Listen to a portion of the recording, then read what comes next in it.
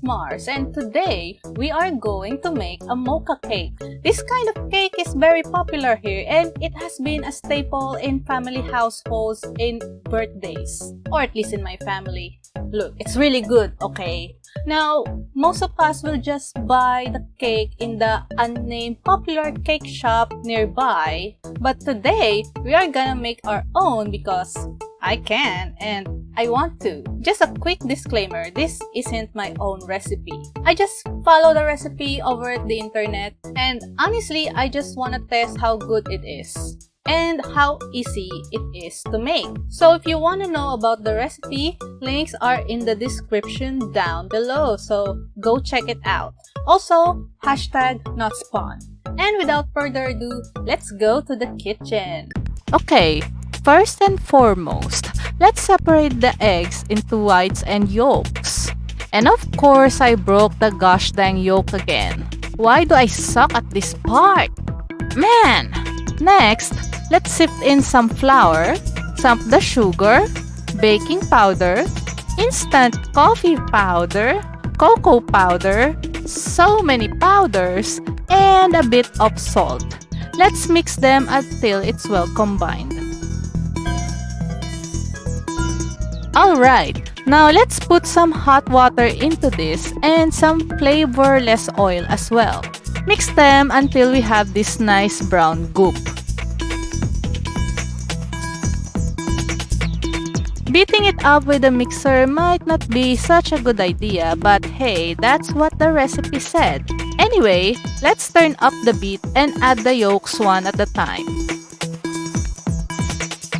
Okay, this should be good, I hope.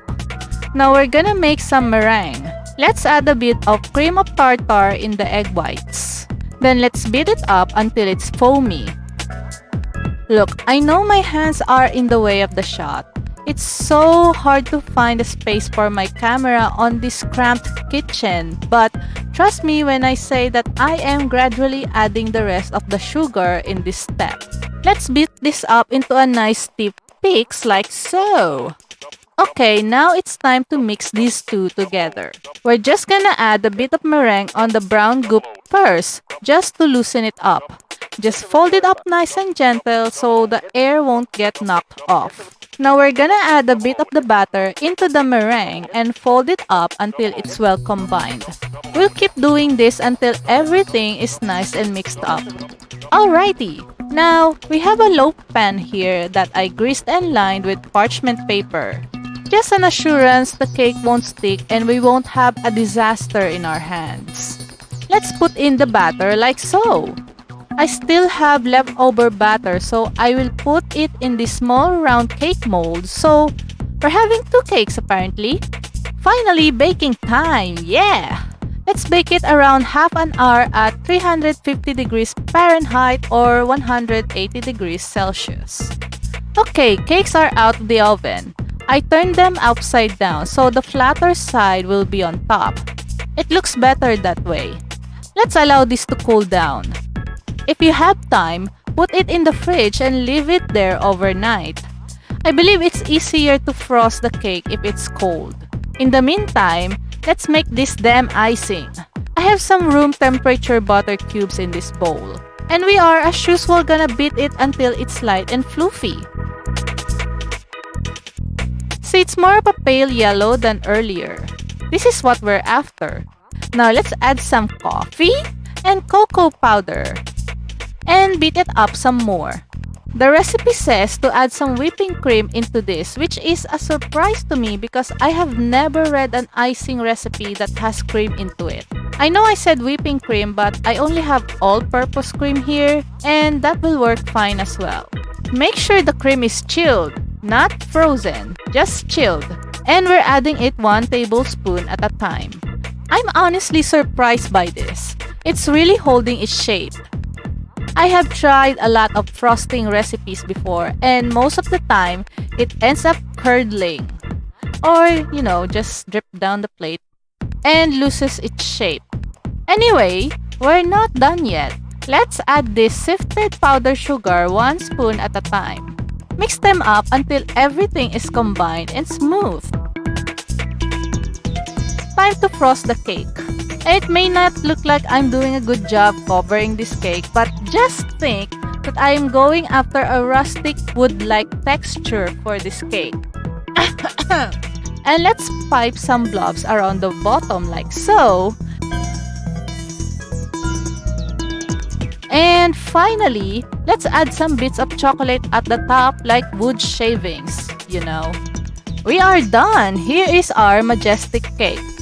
Ah man, now I'm hungry. I'm so gonna dig into this right now. Woo! I have to say, the cake is really good. I can't help myself but eat like 2 slices at once. And I'm trying to control that because, you know, I am quite growing up. This isn't gonna last long in the fridge. We did give some of it to our family friends, so I hope they like it as well. It is good, but it feels like it ended up a bit dense.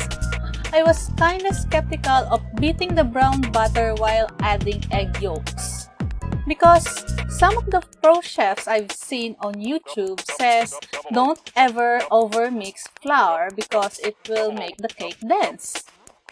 I think when I make this again, what I'll do is beat up the egg yolks first. Then alternate folding the dry mixture and the liquids all together. I really love the frosting in this recipe. It stayed in its shape even in our hot weather, which is amazing! It's not super sweet and it balances well with the cake, which makes it so irresistible. If you prefer a sweeter frosting, probably add a 1/4 to 1/2 cup of powdered sugar.